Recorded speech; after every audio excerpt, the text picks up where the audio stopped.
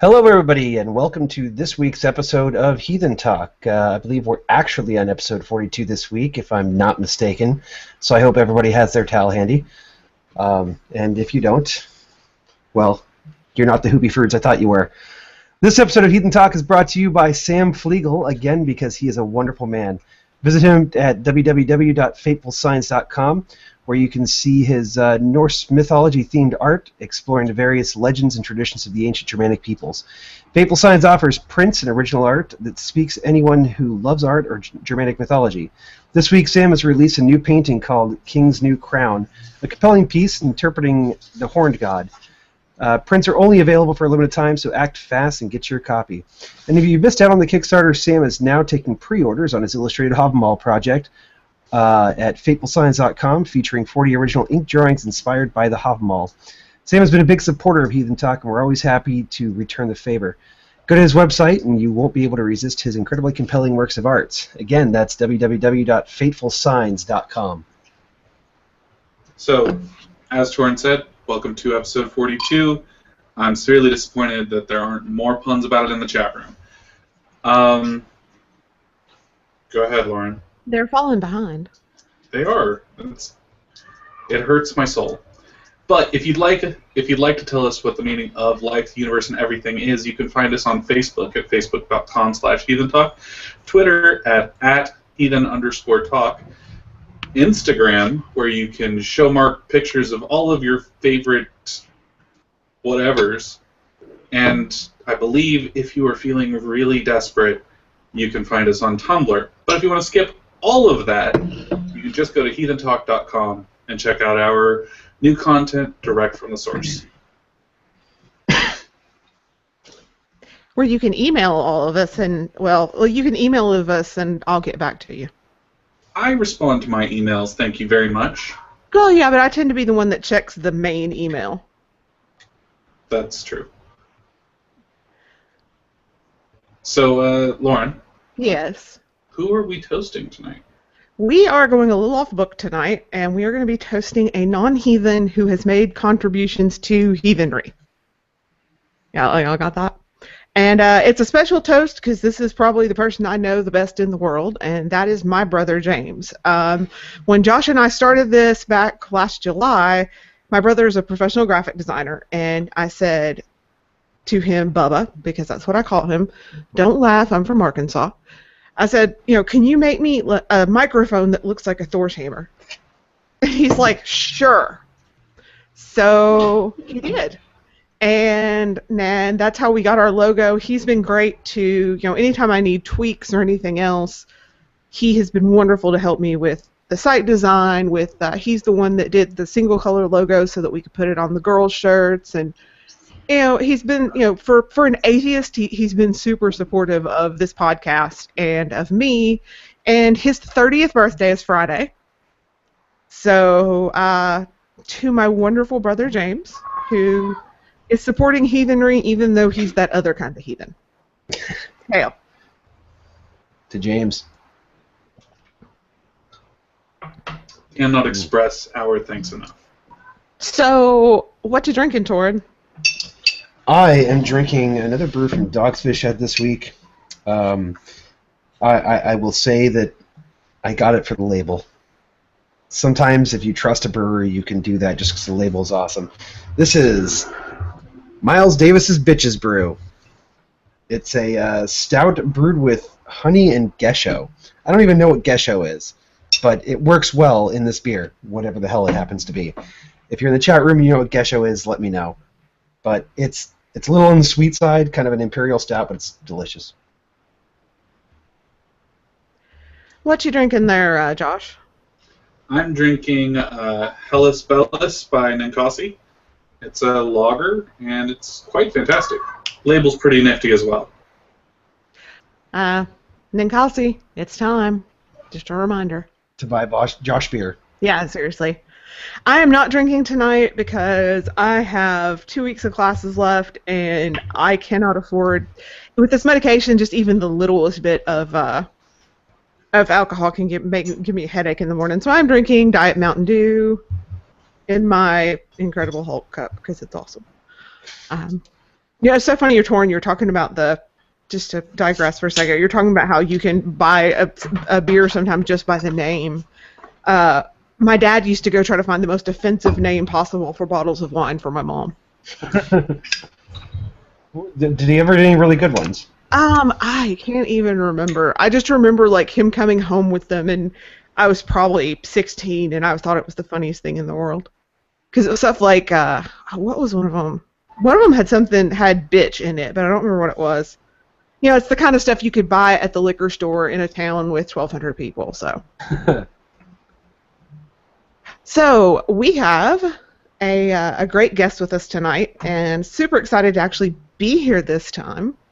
And that is Jennifer Culver. She has a PhD in literature. She's currently a college professor. She's been Heathen for 21 years, and she is probably one of the smarter people we've had on this show before.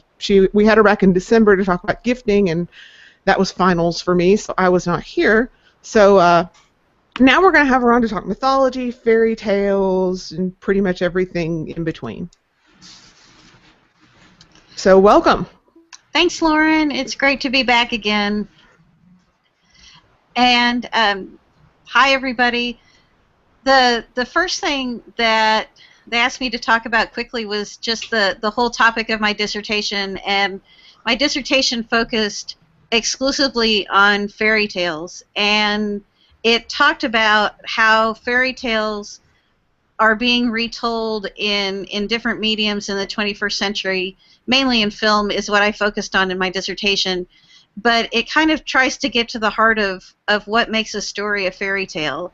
If we read lots of different people out there, a lot of the fairy tale scholars, they define that term very, very differently. And I kind of went back to one of Tolkien's definitions of it. He's got a great essay that you can find online pretty easily called On Fairy Stories. And it's brilliant. And really tried to pull out the idea that by trying to figure out and coming up to terms with what a fairy tale is, helps us understand why they're so resonant right now and why, despite how much we change, there's a part of us that always still likes them.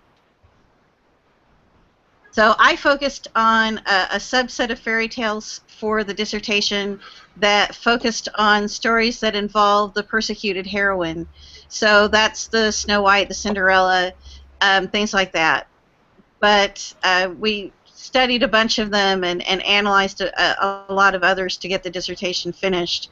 But the broader I got, the more they kept kind of cramming me back in, because the mantra towards the end is the only good dissertation is a finished one. And I was a full believer by December last year.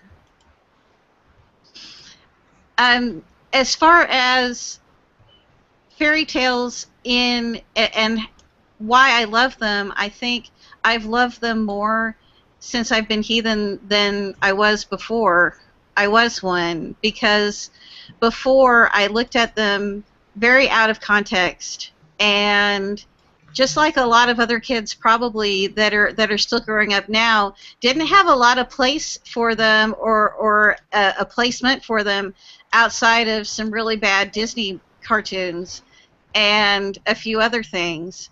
And going back and looking not just at the Brothers Grimm, but looking at Charles Perrault and looking at, in some cases, what we can collect from the oral histories that came before that to try to figure out where these stories came from and why they stick around and what they have to offer, was something that I found myself reading and wanting to think about a lot. So when it came time for the dissertation, there really wasn't any question what I wanted to work on. It was more about trying to pull together the resources and narrow it down as much as humanly possible.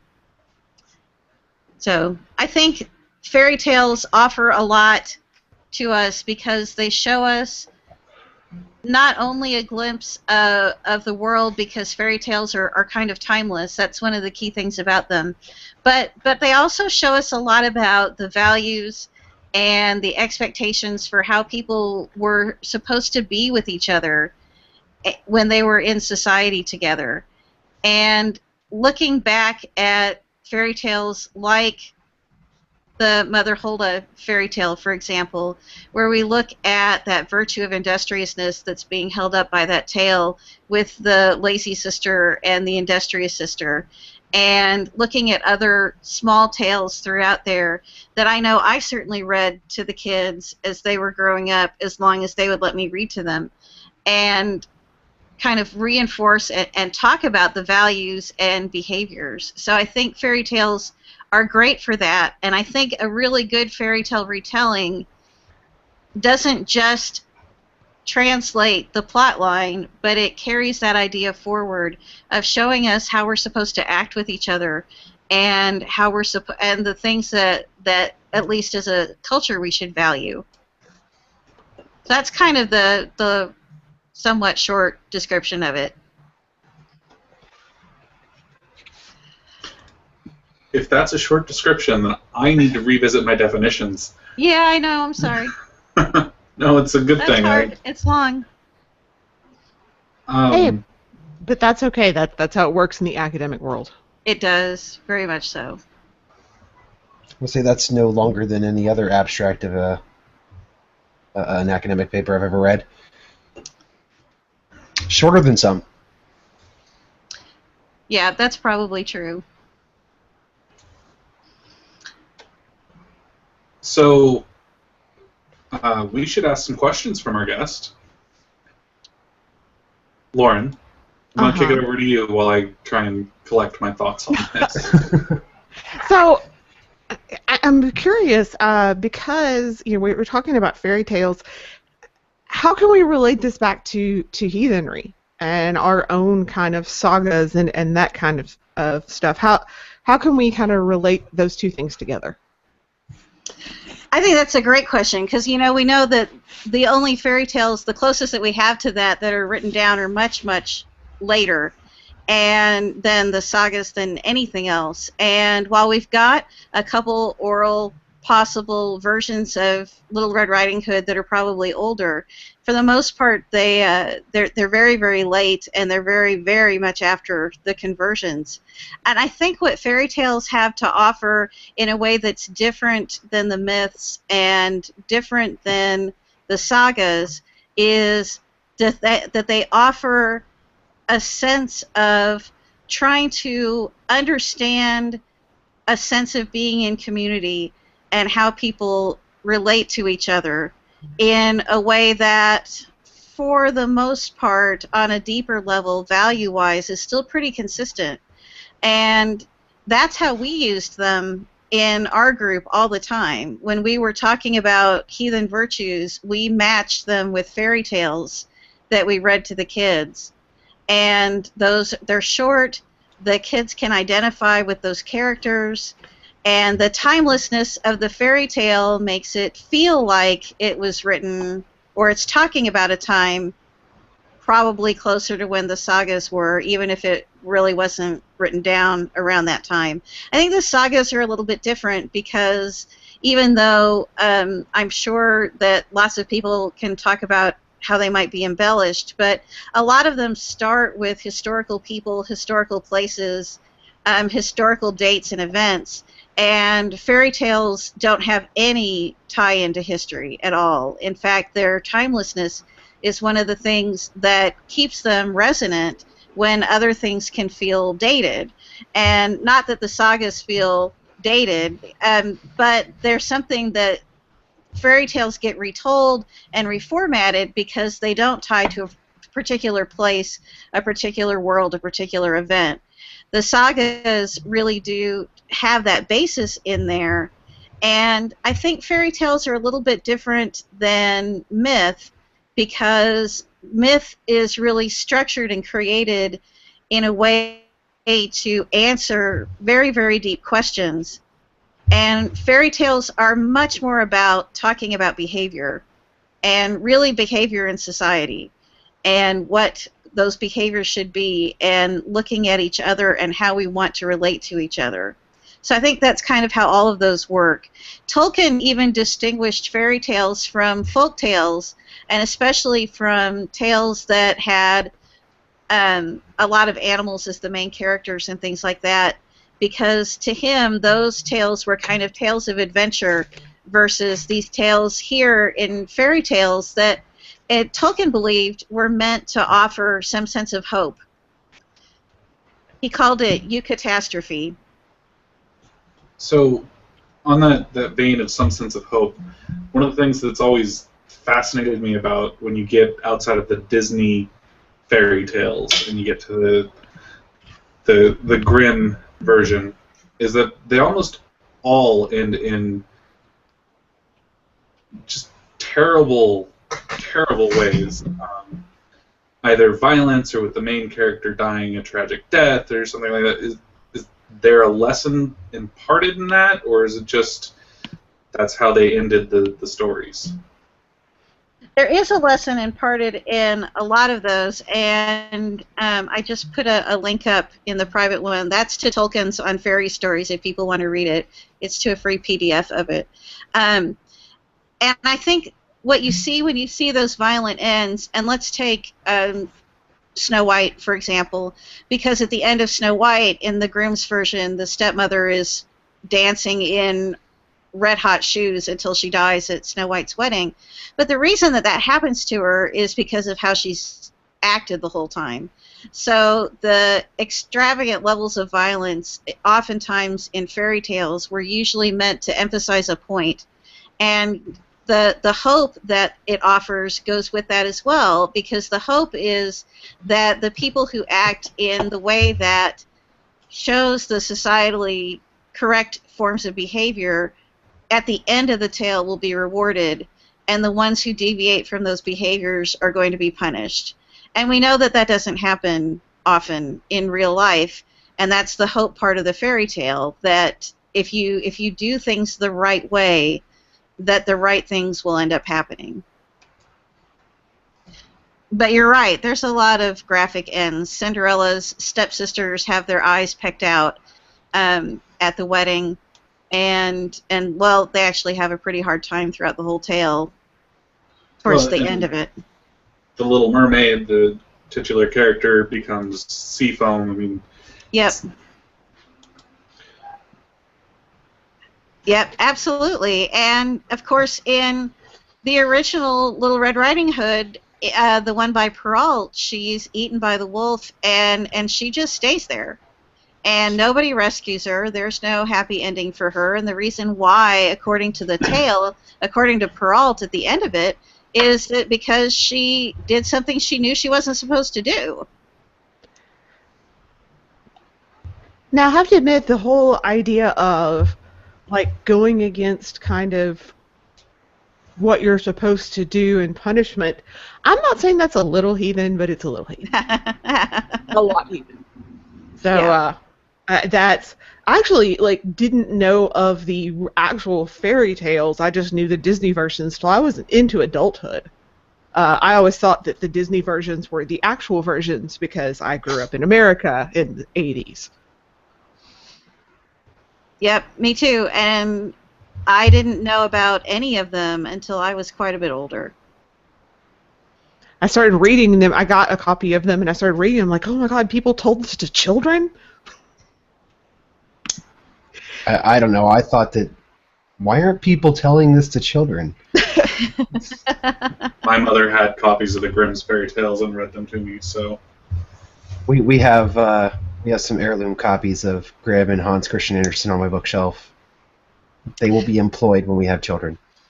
My mother is Swedish, so when I was a teenager, she found an edition of Swedish fairy tales, and that's what really kind of started me searching for other versions of fairy tales and realizing that they weren't like the Disney one at all. I have a book of Swedish fairy tales here somewhere that I need to find an electronic version of, because I keep meaning to read it, and then I couldn't read it anymore. And that's something that actually interests me because of my great-grandmother told me some that were allegedly Swedish fairy tales, but, well, I'm not sure. So, one of the things, and it came up, I recently wrote a piece about the nature of the wolf, and I touched on fairy tales a little bit because they're a common animal trope within a lot of the more popular fairy tales. What are some of the mechanisms that are used to convey other outside forces? Like, I know the wolf is often seen as a danger. What about things like trolls and those sorts of characters from these tales? Do they each have a specific role overall, or is it kind of specialized per story? I think that you can see some commonalities in function throughout a lot of the different tales. So the wolf figures that show up, whether it's a four-legged wolf, and at the end of Little Red Riding Hood, Perrault says there's plenty of two-legged wolves out there too that he's using this tale to warn people against. A lot of it really does boil down to function and what they're doing inside the tale. And in Little Red Riding Hood, the wolf is this outlier. It's not part of the community. It's the quote-unquote lone wolf, and he's drawing her astray on purpose in order to trick her and eventually eat her. But we also see a lot of other characters, like, not necessarily like the wolf, but there are some kind of predictable characters that function in these worlds of the fairy tale. And what's interesting is that when we look at characters, oftentimes they don't have names. They're actually really only known by the role and function they play in society. So Cinderella, for example, isn't called Cinderella until she's cleaning cinders, and they call her that as a very demeaning kind of name. We don't really know what her name actually was. We usually hear there was a king, there was a prince, there was a queen, there was a daughter, there was a miller, there was this, there was that. It's almost like Chaucer's Canterbury Tales, where in the prologue all you hear are how people fit into society, and you read that, and then because of the role that they play in society, you have expectations for how they should act. So when we look at kings in fairy tales, for example, we expect kings to act in the way that you would expect a king to act in the sagas, the way even if you think back to the Lay of Rig and this idea of what kings should be and how they should act and the roles that they should play, that's what we're looking for.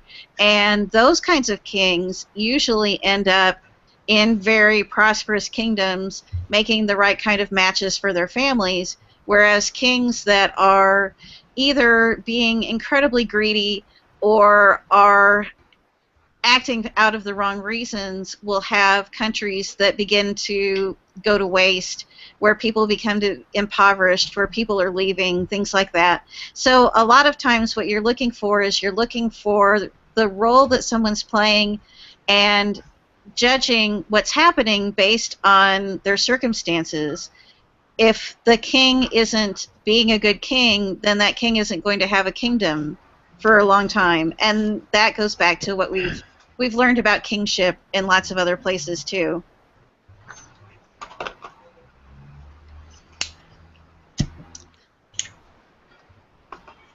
So you've got... I want to dominate the questions. So. No, that's fine. No, go ahead. So it sounds to me like when you're talking about roles, the fairy tale, and I have a fascination with fairy tales and low lore in general. It sounds to me like the idea of a specific role or a character playing that role in these stories really ties into how they viewed society at the time, right, where everybody fit into a specific action that they were responsible for. Is that accurate? I think pretty much. I mean, when you're thinking back into medieval and even a little bit into the early modern period, people were very constrained by their social roles, to the point that there were even certain types of clothing that you could or couldn't wear based on the social class that you were in and other things like that. You could walk down a road, and even if you didn't know a person, you could look at a person and already know several things about that person during that time period. And when we look at how these fairy tales are being retold, one of the things that at least I was looking for is, how do we try to figure out who these people are now? How do we figure out what kind of expectations that we have about behavior, and how do we figure out who's acting in the appropriate way? And so it's very interesting to see when these things are being translated. It really doesn't just turn into who's being the evil stepmother and who's being the king. It's really more of who's the authority figure now? What do we expect from these people? Because the expectations aren't the same now either. As everything shifts, the roles are shifting too. I think that's why you can tell some retellings that are really quite good, because they really start to think about these things, versus some retellings that are truly terrible. And I watched a lot of truly terrible ones. And those are just as superficial as possible. So what are your favorite retellings? Some of your favorites. In film, I think that some of my favorite ones had a lot to do with looking at the characters in a different way. And so I really liked the silent film Blancanieves. I don't know if you guys have seen that. That's a Snow White retelling that came out a couple of years ago. And then there was an interesting film called The Cinderella Trap that came out, probably about a year and a half ago, that I think played with the tale pretty well too. In fiction, though, in book form, there's a lot going on with fairy tales that's pretty interesting. Marissa Meyer is writing a series called The Lunar Chronicles over in the realm of young adult fiction, which is kind of where I think a lot of the good fiction is right now. And the Lunar Chronicles has taken a lot of the fairy tales and put them into a very dystopian world where Cinderella is a cyborg, and Red Riding Hood is helping the resistance, and there's all sorts of stuff going on. But she's done a lot of thinking, and she's done a lot of really smart work over there. And so my daughter and I read the Lunar Chronicles together. We both really like them. How about The Secret History of Moscow by Katerina Sedya? Have you seen that one? No, I haven't. Imagine Neil Gaiman's Neverwhere if it was written by a Russian. Okay. That would be really interesting. If you've ever read Russian literature of any type, that should give you a clue as to how different it is. But yes, that would give me a big clue as to how different it is. Yeah, I was actually hoping you had heard of it before, because it does deal in the same way with people in modern times encountering those things of fairy tale and myth. Well, I'll have to check it out. I loved Neverwhere. It's one of my favorites of his. I'd be interested to hear what you think of it. Yes, I'll have to check it out. Is it a film? Is it a book? Oh, it's a book. The author is called Katerina Sedya. Okay. I can't guarantee I'm actually pronouncing that correctly, but that's a fairly phonetic pronunciation. Cool. I will check it out. That sounds great. I'm always looking for more. That pile of things to read is always big. I like that, though. Now, I kind of want to talk about roles for a minute, because that is something that I think comes up in trying to navigate the arch-heathen worldview and life with modern life, where you don't have slaves and you don't go to war and take war brides or whatever. So there comes a time where we live in a society where especially if you're American, to our non-American listeners, hi Marcel, but that how do you navigate that idea of roles, because you see it so much in especially the lore, and the fact that we live in a society where those roles just don't generally apply.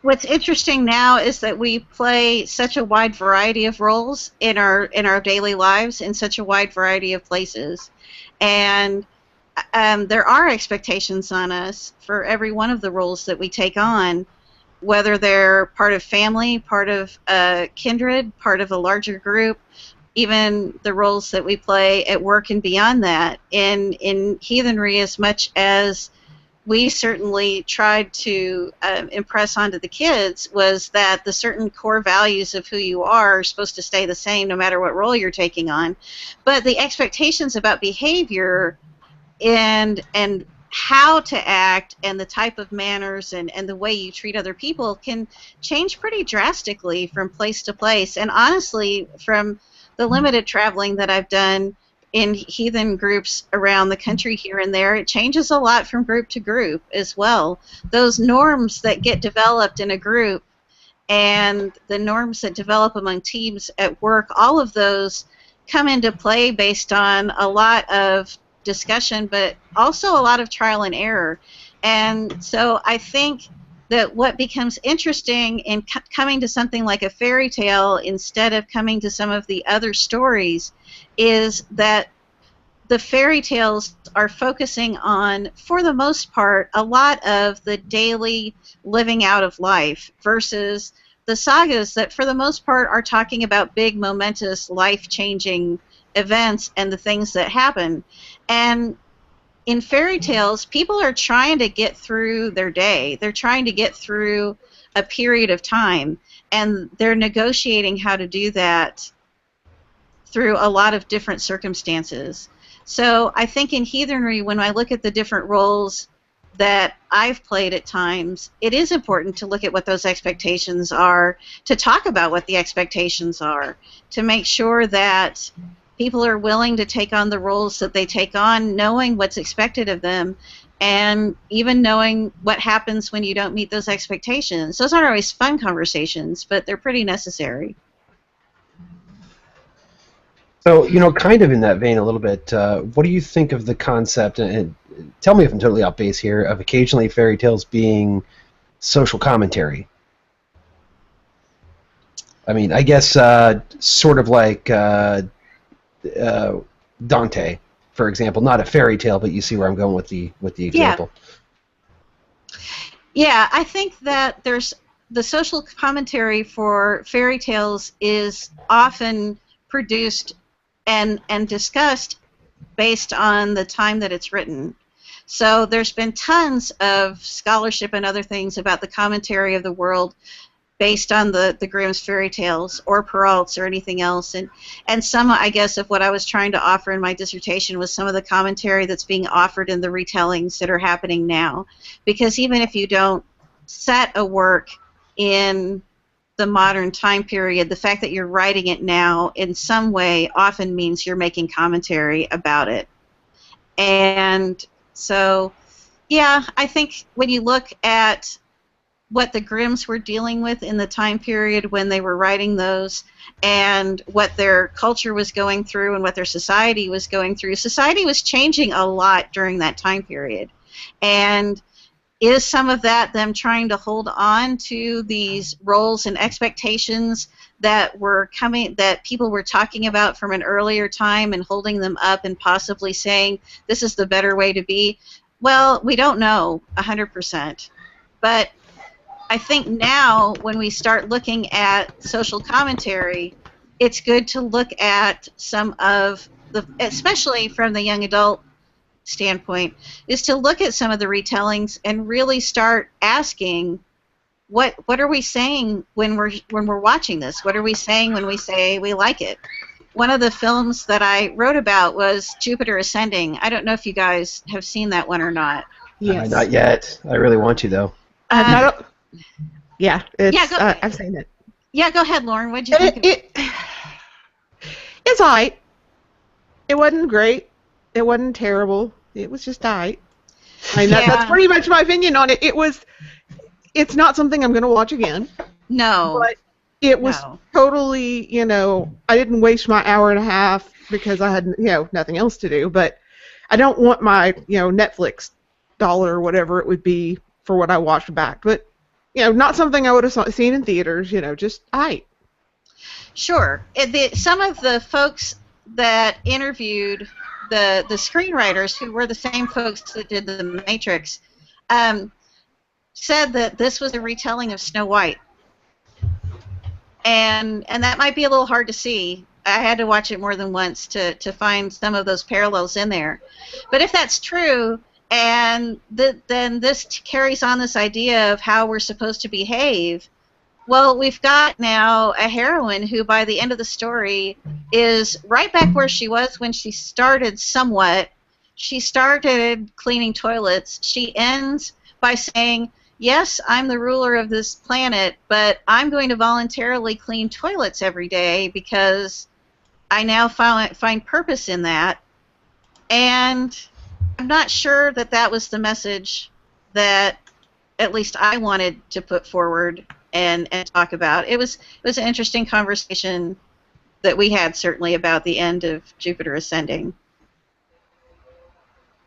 Yeah, I see that. like I said, Yeah. I would have to watch it again, honestly, because to me it's like, okay, okay, sure. Because I didn't get that, but I wasn't really looking for it either. Just do me a favor and Right. don't spoil it any more than you already have with the toilet comments, because Oh I my actually do gosh. want to see it. There's some very good moments in it, and visually there are some really stunning moments in it. And that was just a very interesting decision at the end. And I saw one of the questions about, is there a role for fairy tales in having hard conversations? I absolutely think that there is. I think sometimes having a story to connect to and talk as using as the vehicle to begin conversations is a really good way for conversations to start. And a lot of times it gives us a common point to anchor experiences in. And that may just be the former English teacher in me coming out. But at least now, even when I run training for adults, I oftentimes will show something, some kind of story, some kind of narrative that's just a few minutes that's used to illustrate what we need to talk about for the next moment of time, whether it's an hour or whether it's 3 hours. And connecting things to the narrative at first as people are getting involved and getting the discussion going is less personal and easier for them to talk about than jumping right into super personal, I might get offended in a conversation. We used, when we talked about industriousness with the kids, for example, we read The Mother Whole of Fairy Tale, but we also kind of had scripted for that evening a couple of things to happen so that parts of the evening would look like they weren't going correctly because people hadn't done the work they were supposed to do to put the evening together. And we kept linking it back to the story. The nice thing about the fairy tale is what we talked about at the end, that people who act a certain way are rewarded because they're acting the right way, and the lazy one is getting punished by the end of it. And it's not that I wanted my kids to think I was going to tar and feather them if they didn't do the things I asked them to do when I asked them to help out around here, but I do want them to see that it may not be me, it may be someone else that they let down, whether it's a friend or someone else later down the road who's not going to appreciate it if they don't uphold and do the things they say they're going to do. So the fairy tale kind of gets you into the conversation, and then you can take it from there.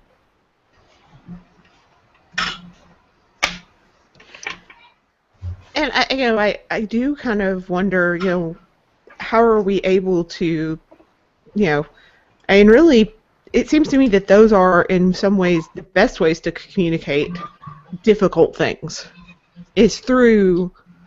I mean, almost every religion has used it in some way, shape, or form. Through Absolutely. parable. Right.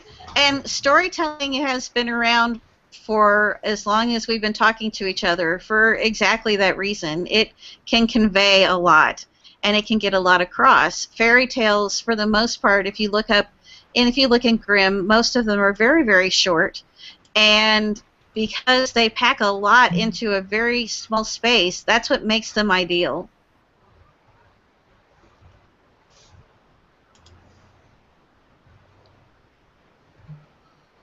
And honestly, they stay with you longer.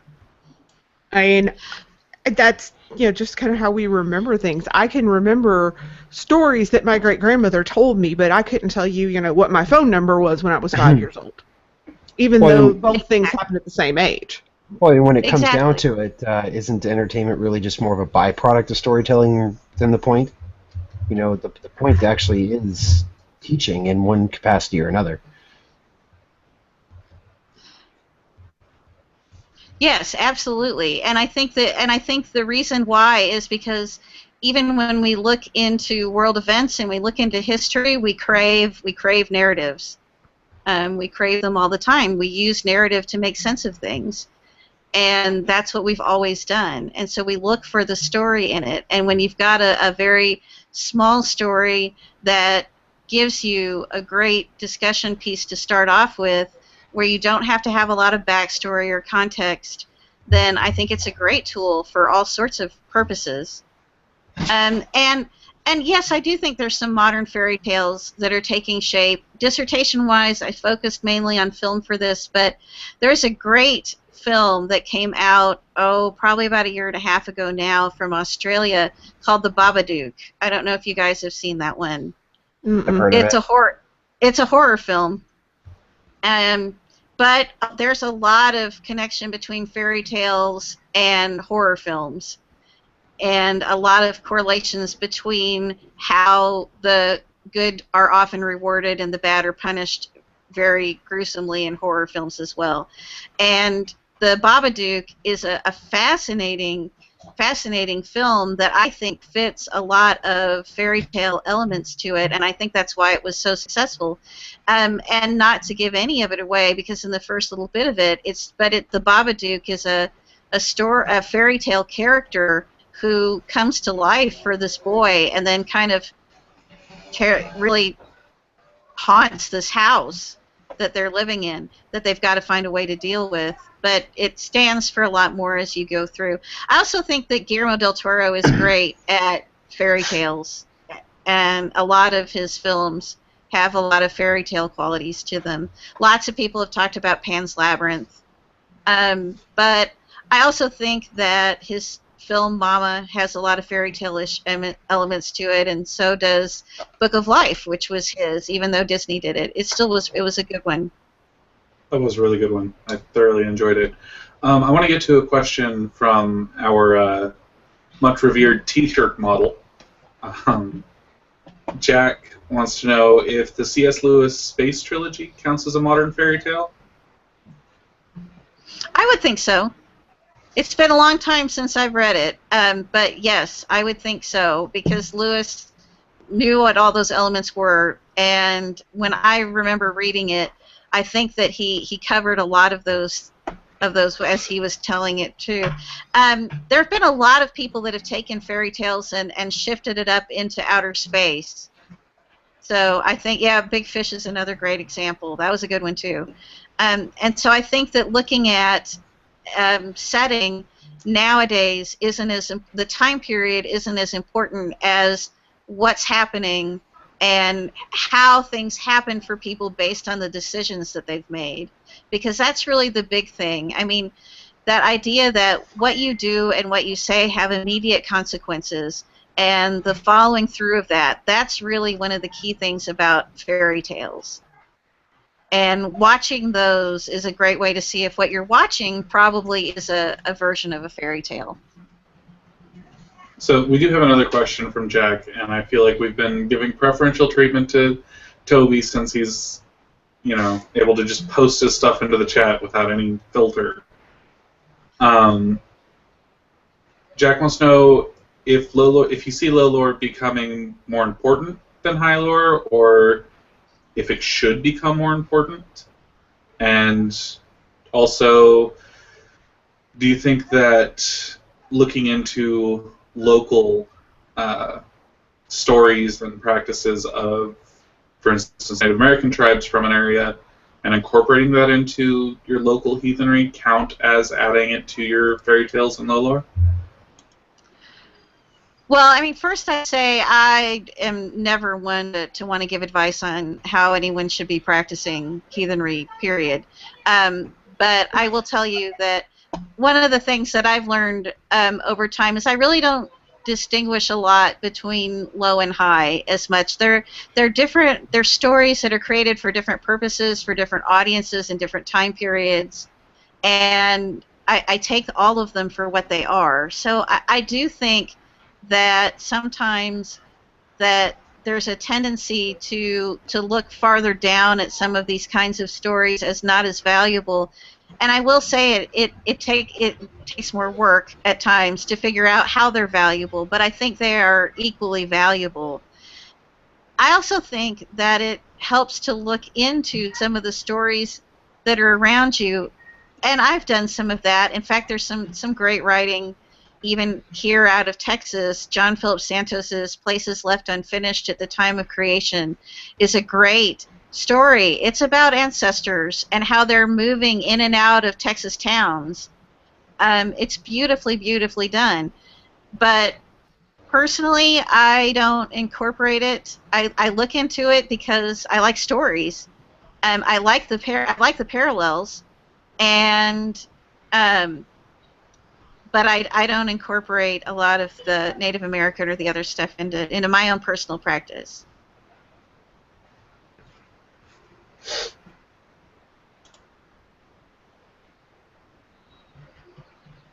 I'm going to be honest here. It's this kind of conversation can be a little hard because I'm not going to lie. I feel kind of dumb. No. Comparatively, just because it's such a, I don't know, it's such an area, though. But something I have been wondering: why did you choose to the area that you did regarding women? I think I chose it because I was watching my daughter, and I was watching her taking a look at some of these films, reading some of these stories, and pulling things away from it. And she's, right around here, so she's going to glare at me in a minute. But I didn't really want her to... I wanted her coming away from some of these stories that I knew had so much power to them, and I wanted her to look at them a little bit differently. And so one of the things that I really argued especially in Snow White and Cinderella, was that this damsel in distress kind of prejudicial mindset that we have towards both of them really might be a bit of projection on our part. The original Cinderella in Grimm, and I'm not going to talk about Perrault at the moment, but in Grimm, in Cinderella is asking for help not from her fairy godmother, but from her dead mother.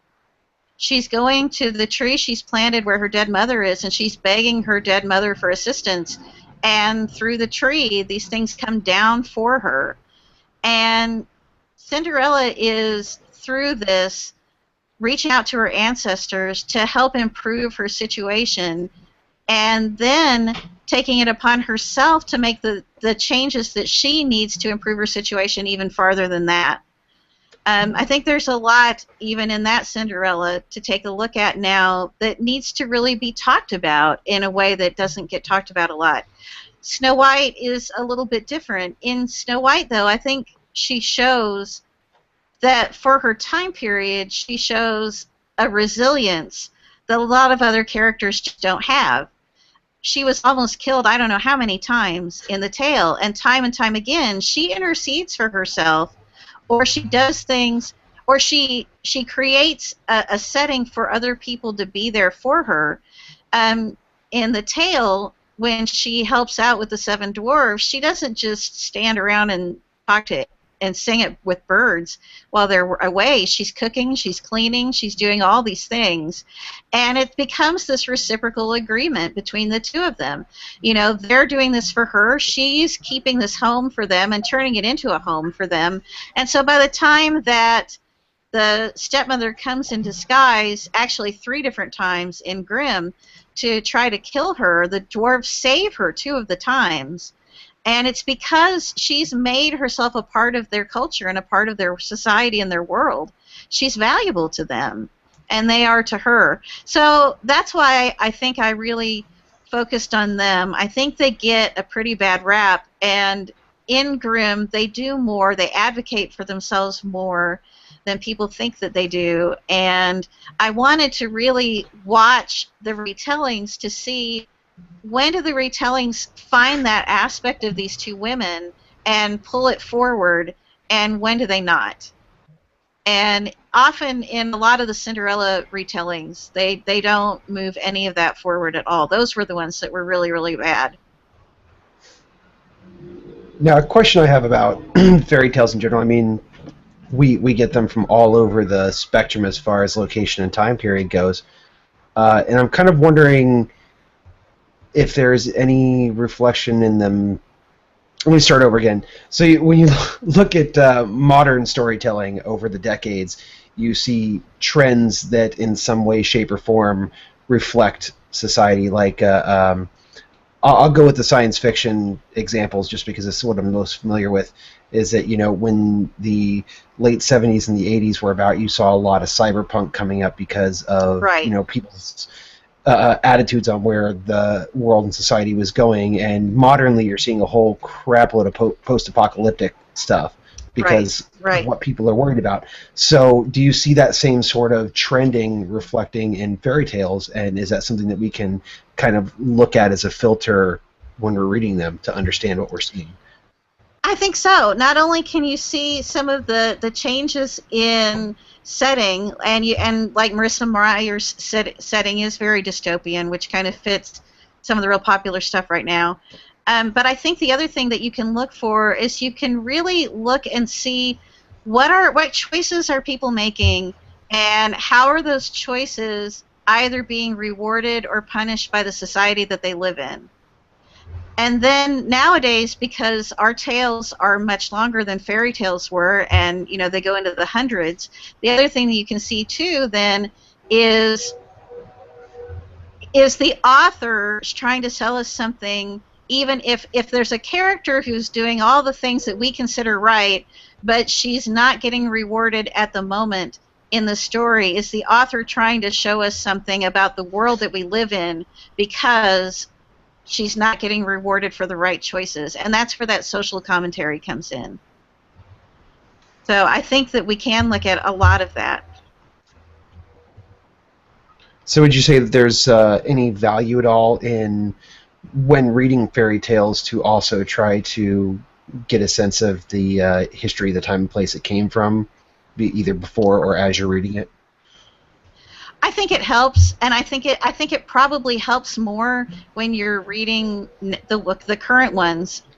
But I think to get a sense of the time period that they're being written in helps you understand why they're advocating for some of the behaviors they're advocating for. Yeah, because I'll be frequently admit, you know, fairy tales. Now, granted, a lot of it is the fact that we do have the Disney culture. My first thought when I hear fairy tale is very like recoiling, because Sure.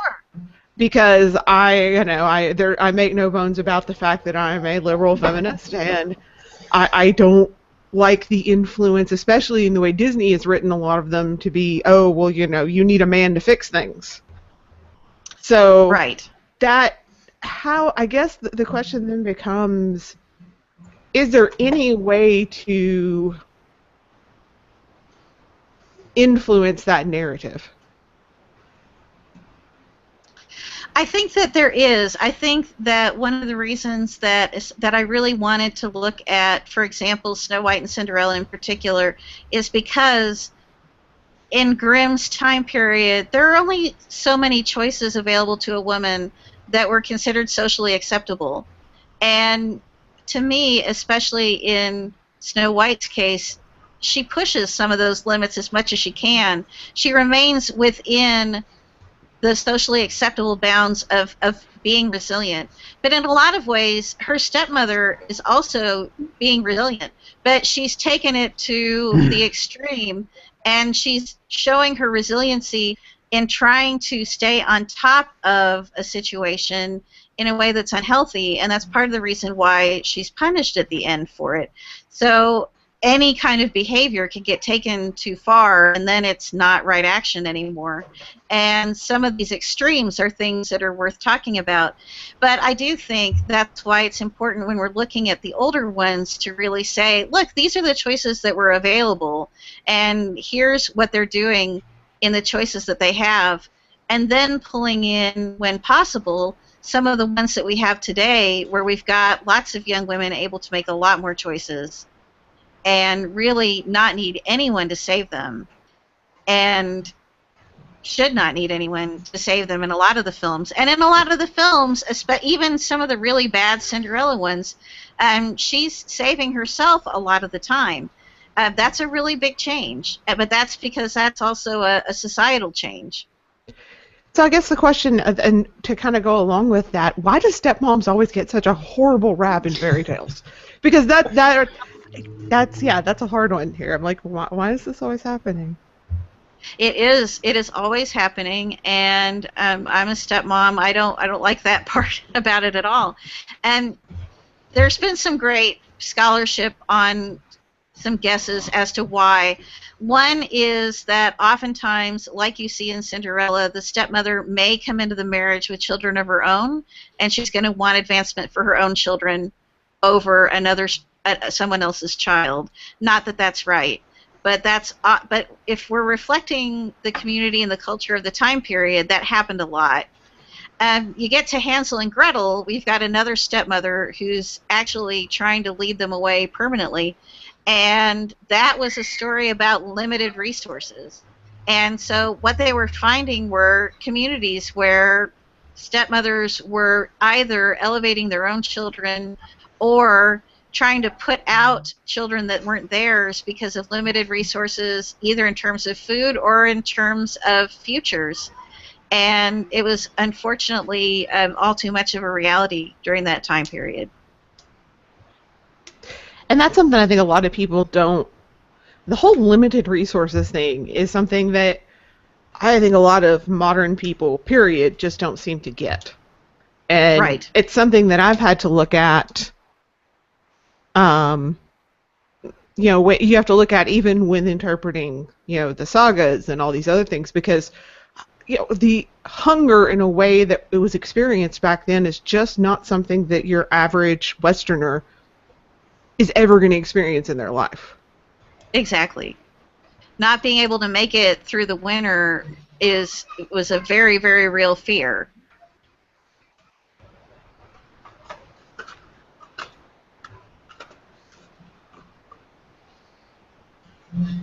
We're going to have fun editing this one. Yeah, I know. I feel like we have some more questions. So let me go ahead and get to those. How do we distinguish things that happen to the characters that is framing versus, what's justified repercussions? For instance, Cinderella's mother is dead. Is that for the narrative, or is there a reason for that? Yeah, that's a great question. And I think that for the purposes of the story, Cinderella's mother is dead because it pushes Cinderella into the situation where all these things happen. So yes, I think that's a narrative device, and it's a very common one. In fact, a dead or absent parent is one of the hallmarks of fairy tales.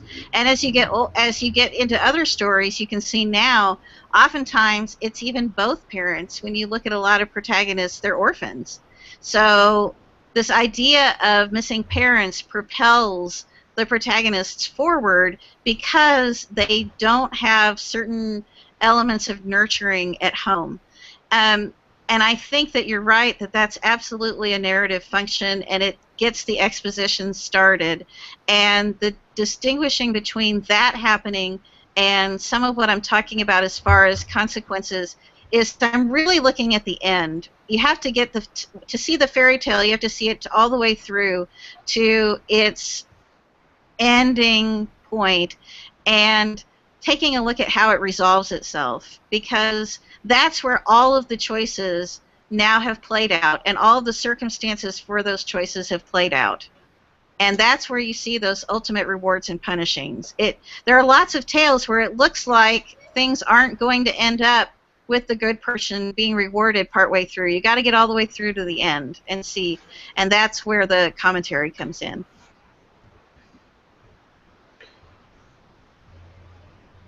Well, I know even today, it seems like anytime you're writing for kids or young adults, is the term is often used these days. Having a kid be orphaned or being the child of an only parent or something like that is kind of an easy way to create that initial hardship. Hello, Harry Sure. Potter. Yeah, Harry Harry Potter's Potter. one example. Percy Jackson's another, if I recall. Yep. Um, It's I mean, also they're all really sorts of. common in anime as well. Yeah, definitely. Well, and Luke Skywalker. Yeah. Also, Frodo Baggins. Frodo is Bilbo's nephew, not his son, and he's orphaned. So yeah, that kind of thing happens over and over again. And I think that because I don't know, I kind of wonder, I don't know. To me, that's just such an interesting choice to make, I guess. Well, I mean, think about it for a second. I mean, what would be, as a child, your biggest fear? What's the worst possible thing that can happen to you as a kid? Losing your parents. Exactly. Right. And if you come from Right. a situation where you may not have good parents, then there's the other side of the escapism of, well, even without parents, look how awesome this guy is. Right. Well, and then you've got Harry Potter, who has, the no parents and the bad home life. Yeah. Let's just pile it on top of this kid. We've got to make him angsty enough for 7 books. Well, Exactly. There was clearly unbalance in the universe because Batman had no parents and a cushy life. So I don't know. Batman had a parent. It just wasn't his biological parents. But that's a whole nother argument. So we have some questions. So I'm going to totally turn left here. But we have some questions that were submitted before the show from Facebook, and they actually have to do with gifting. So I'm going to pull these out because why not? And the first question is, I'm just going to read all of them because they kind of all run together. How do you start a gifting cycle with another heathen? How do you know when it's appropriate to give someone a gift? What exactly constitutes a gift? For example, is doing someone a favor a gift? And how is the gifting cycle related to Frith? Wow, that's a lot of them too. Yeah, it's all from one person too. Yeah. I think that the first thing how to start into the gifting cycle, I think that if that's really what you're trying to do intentionally, then I would make sure that it was done in a ritualized setting of some sort. Because otherwise it can be misconstrued as being kind of an informal, spontaneous, you don't owe me anything for this kind of gift, very, very easily. So to start that's where I would start. That's where I would start it. And what was the one right after that? The next one is, how do you know when it's appropriate to give someone a gift? Well, that is very incredibly dependent on what's going on in that person's group and how that group functions and how that group functions with other groups. So I don't think there's one right answer for that, because lots of groups would answer that question very, very differently. There's certain Theodish groups, for example, where it would absolutely not be appropriate to gift outside of that group at certain times and certain reasons, things like that. So that's a group-based kind of answer. Once again, folks, why it's so important to practice your heathenry in groups. Yes. Toss that out there. What exactly constitutes a gift? To me, something constitutes a gift when by its existence causing you that it costs you something, I guess is the best way to say it. And it can cost your time, and it can cost you money. It could cost both. It could be something handmade, so it's costing you time in that sense as well.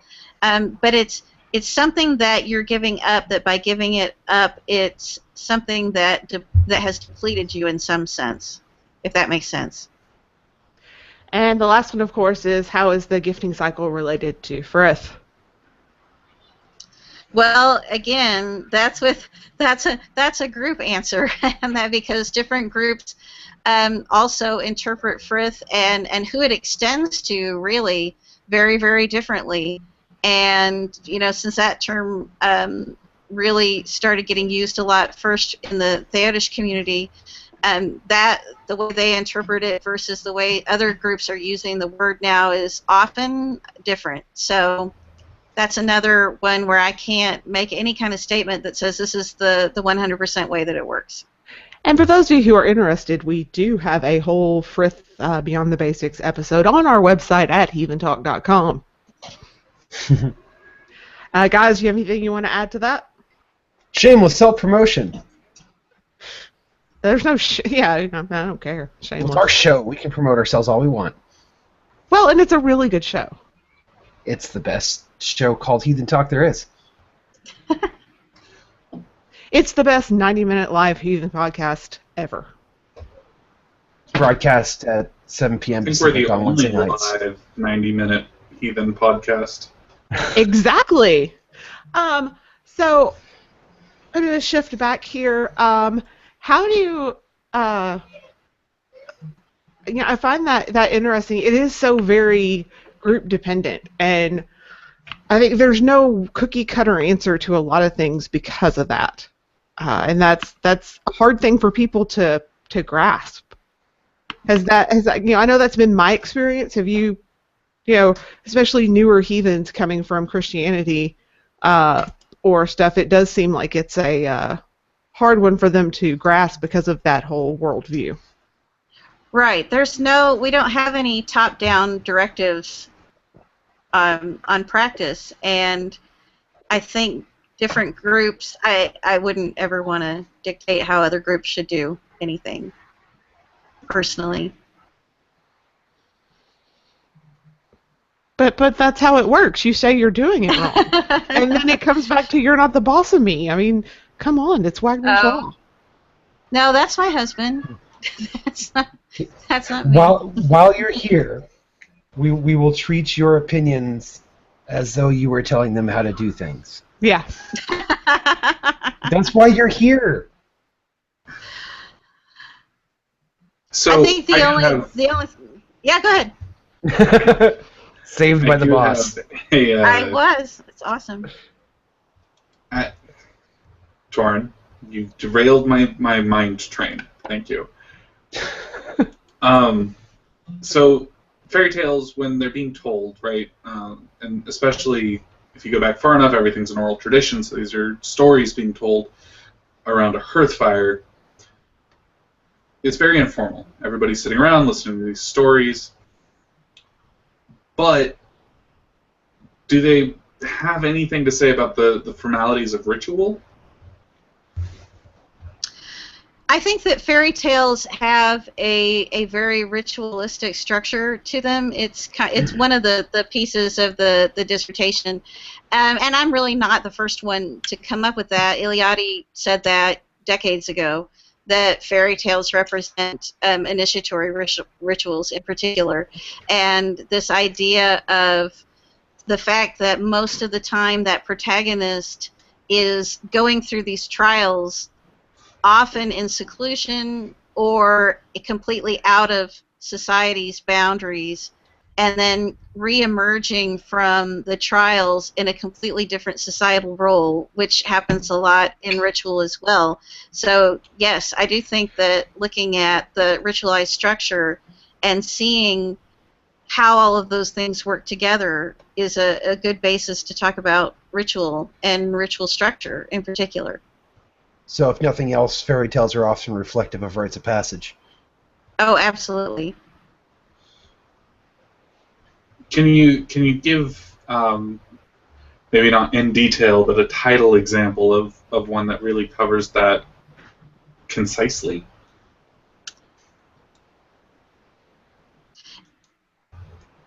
No, it's kind of noted here, there, and everywhere in a lot of different places, and there's not one book that I saw at least, from the scholarship standpoint, that went into a lot of detail about that. They all just kind of mention it in passing here and there. Eliade, in his book, in one of his books, has a whole piece about fairy tales at the end, but he really only mentions that initiatory ritual aspect at the very end of it.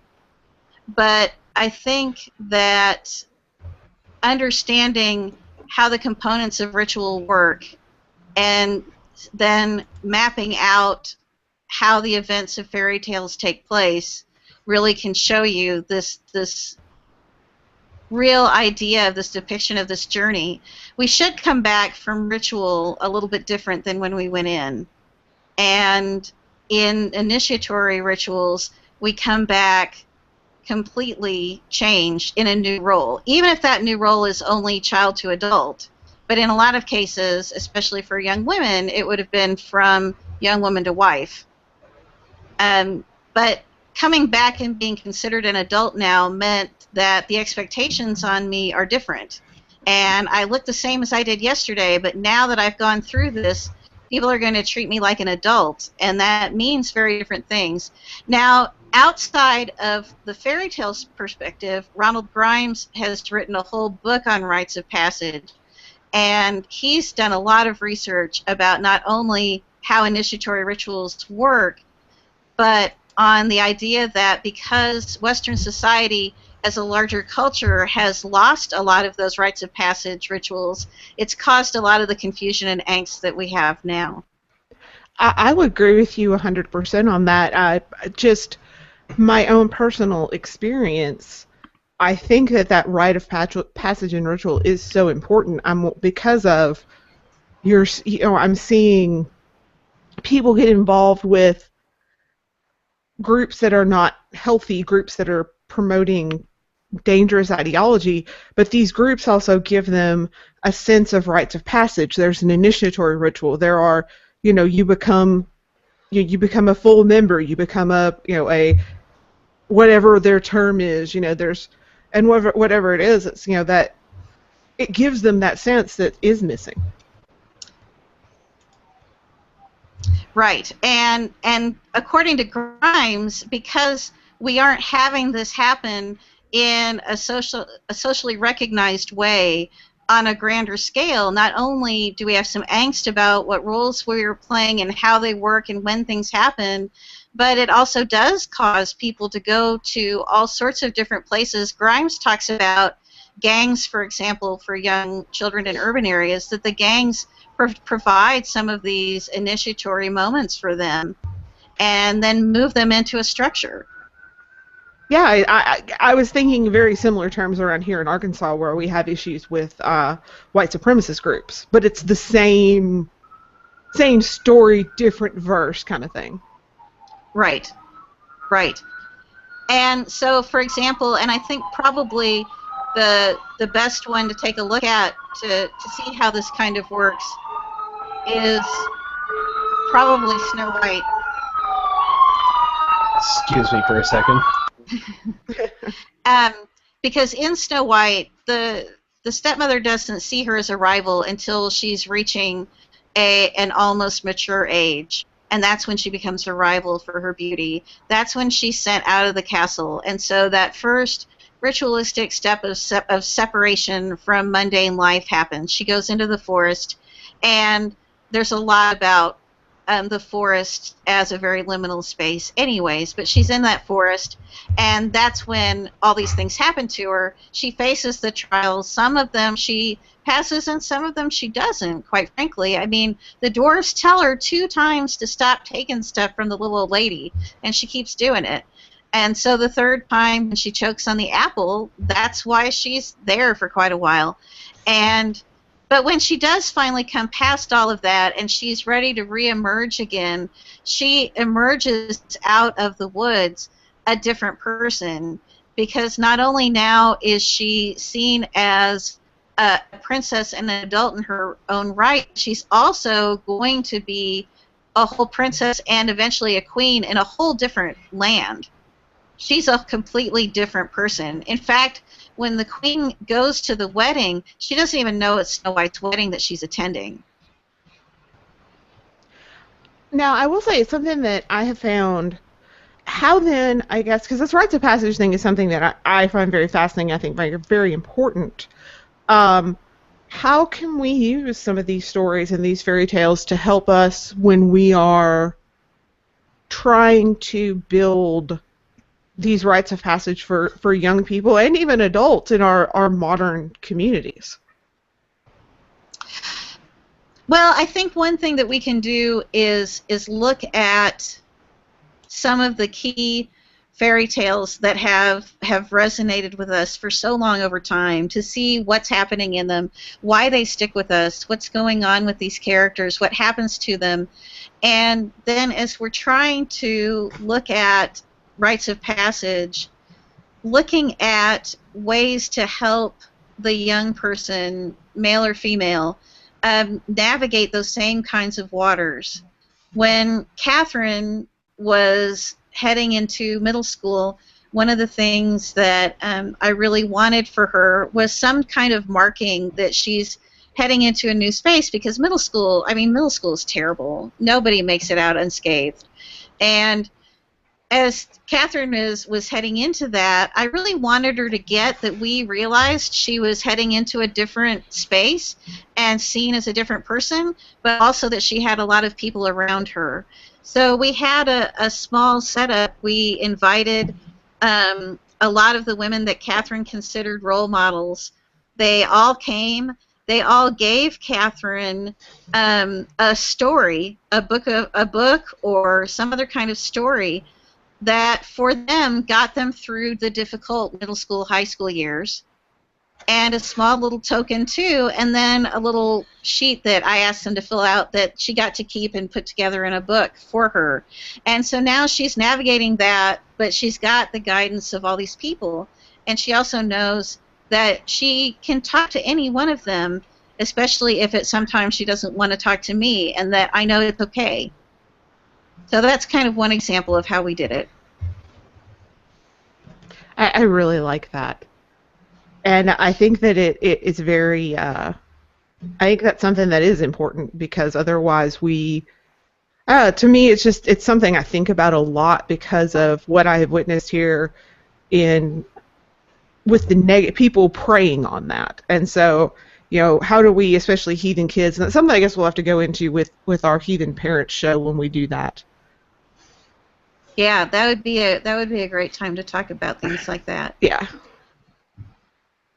I'll say, given the parenting chops of the hosts, we're definitely going to have to get some worthy guests for that one. I mean, unless we're still around in... So many children to be talking about on the show. Yeah, I mean, if we're still broadcasting, a decade from now, hurry, somebody spawn.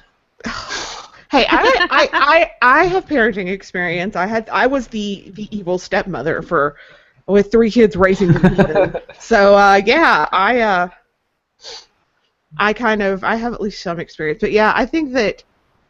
But even though it's more than that, I mean, we have, I hate to use the word initiation, but initiatory ritual is a good common word that if you bring out, people understand when you join an organization. But we have as our tribes and kindreds, whatever you want to call yourself, there are so many things. Now, are there any? And I got another question here. Is there a good fairy tale that might provide a good example of ritual structure? I think that almost all of them have that structure of separating the person going through the experience and coming back different. I think it really isn't just one that points to it as much as looking for when those 3 things happen and what happens in each one of those stages. That's where the good conversation comes from. So even in the Mother Hulda fairy tale, for example, the separation happens when she goes into the well, where the good daughter goes in to retrieve her spindle. And then that liminal space where she's tested, that's Hulda's realm. And that's where she's given very specific tasks to do. She does them. But even though life for her there is much happier than her life outside of that well, even she feels at one point that it's time to go back. And the tale doesn't really even explain why, because she didn't have a very great life. But she knows that she's done. And she reemerges differently because she's been covered in gold and jewels, and she comes out and people see her differently because of that. She has a different role because of that. And then when the lazy sister goes down and ignores a lot of the tests and then quits doing some of the jobs and comes back the other way, well, then she's marked, and society views her differently because of that too. So a lot of the tales, in fact most of them, you can find where those three things happen. And you know, the last part you said there, I think that's something that just really strikes me, that it's the coming back and everyone treating them differently, because that can often be an issue that doesn't necessarily happen. Right. They just get treated, you know, it's like, you know, I mean, I'll be honest, you know, when I married my husband, there's no real huge difference because we had already been living together at that point, and so there is, I think, there can be. I'm not like judging anybody for what your preferences are, but yeah, I mean, I don't know that we were treated that much differently afterward as we were before. Whereas in these stories, it's different because you get married. That basically is an almost for women a indicator of adulthood. Right. Right. And even now, you're right. A lot of times that being married you may not be treated differently, especially not by friends and family that have known the couple for quite some time. But there are elements of society that will treat you differently, and you do have to act differently. I mean, just because it's in April, you file taxes differently. There are all sorts of things that come up differently because of that. At least as far as society with the larger scheme, that changes.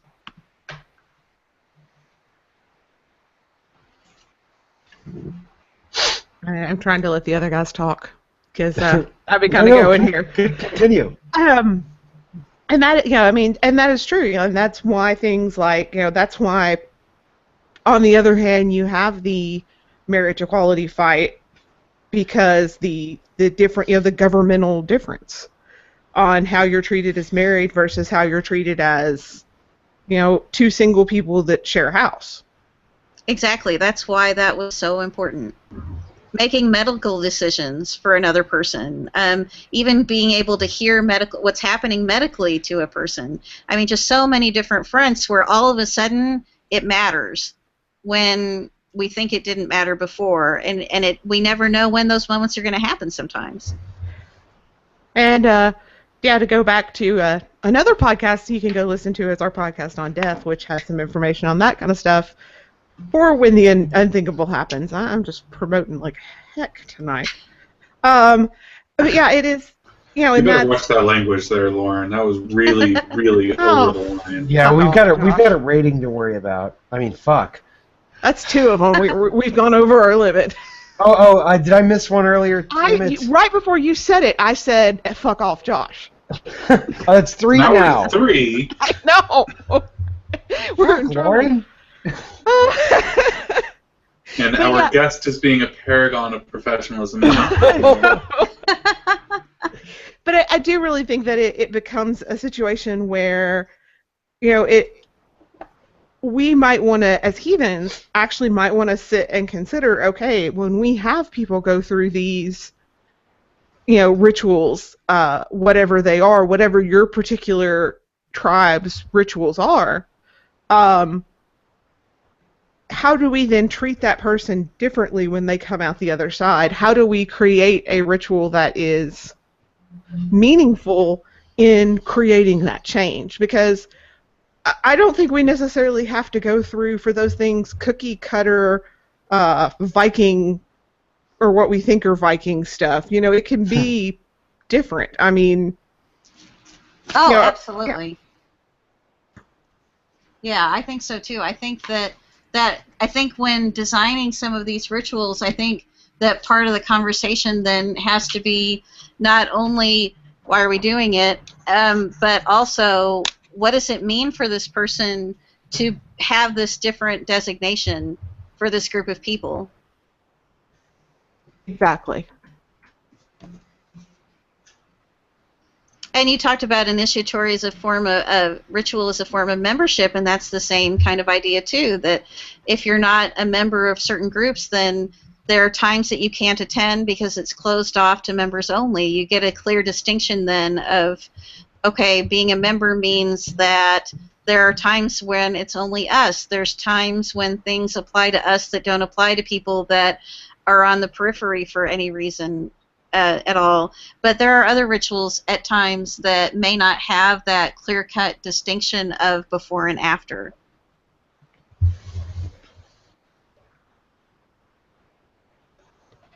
Yeah, and that is definitely, like I said, you have to, I think that's something you have to take in consideration also when you're building the ritual.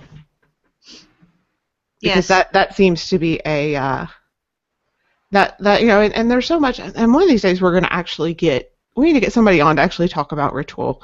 Like we have somebody who might have written some things about ritual that's involved with the show. I can't remember his Maybe name. once or twice he's written. Yeah. But you know, because it's a, you know, to tie back to one of our kind of tropes, I hate to say, but all of this, whether you're looking at fairy tale, you're looking at ritual, you're talking about rites of passage, it really comes down to building your group's tradition. Right. Whether it's, you know, and how you do it out there where you are and how we do it here in Arkansas are going to be different. How Torrin does things up in Hipsterville is going to be way different than what we do. But at least it'll be right. No. So, yeah, but that is definitely something that we have to look at and to figure and to say, hey, okay, we got this.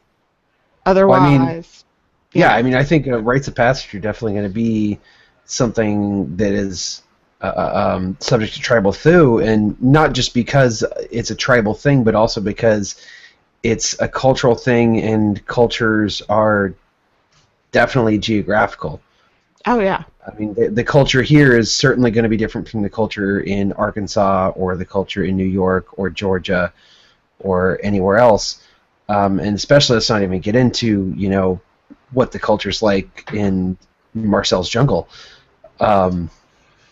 So the rites of passage that we might do here in the civilized world in Cascadia are not going to necessarily make 100% the sense that they need to make in a place like Arkansas or Brazil or New York or Georgia. Right. And the other thing to consider as well is, as you're writing the ritual, how does the person know what these new expectations are? At what point does that get explained? How does that person say that he or she is ready to take on those new expectations that come along with those things as well? And so thinking about how that person might be treated differently on the other side of that also can help inform how to write the ritual in the first place. Definitely.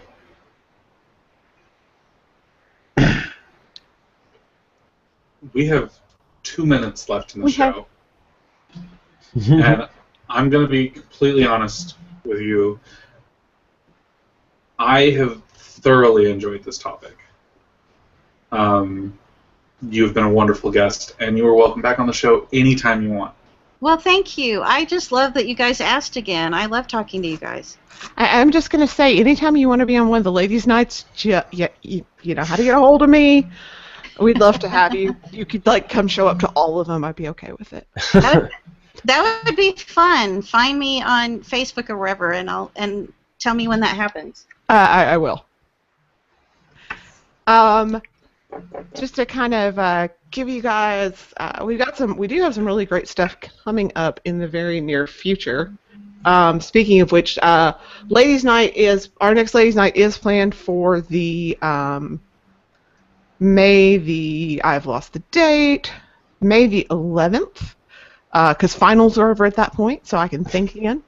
We are going to have a really great, I don't know, guys, I'm going to be completely honest with you, the schedule's not opening for me. So I'm going to be completely honest with our audience. We're bad at schedules.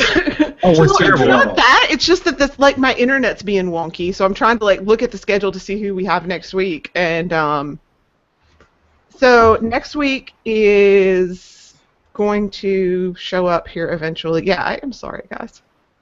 Next week is another Theodish episode. Yeah, it's Theodish Belief 2, Electric Boogaloo.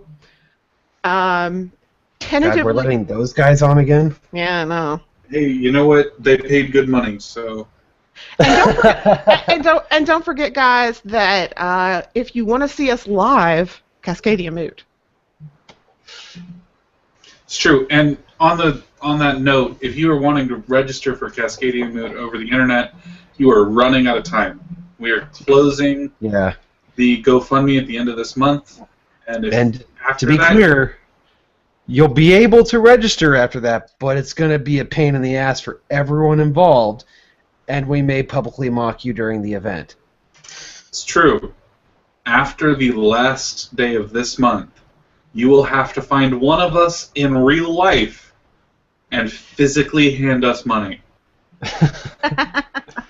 So yeah, you definitely want to do that. But Josh and Torin and I will be there along with Toby, and we're going to do a live show that will be then rebroadcast in June. So that's exciting. Thank you so much for being with us, Jennifer. Really appreciate it. Like I said, you are always welcome back. I love having you on, and I feel smarter afterwards. So. Oh, well, thanks for having me again. I really enjoyed talking to everybody. And on that note, you're doing it wrong. But you're not the boss of me. Thanks, Sam, for the continued support. Go check us at Heathen Talk, and everybody have a great week.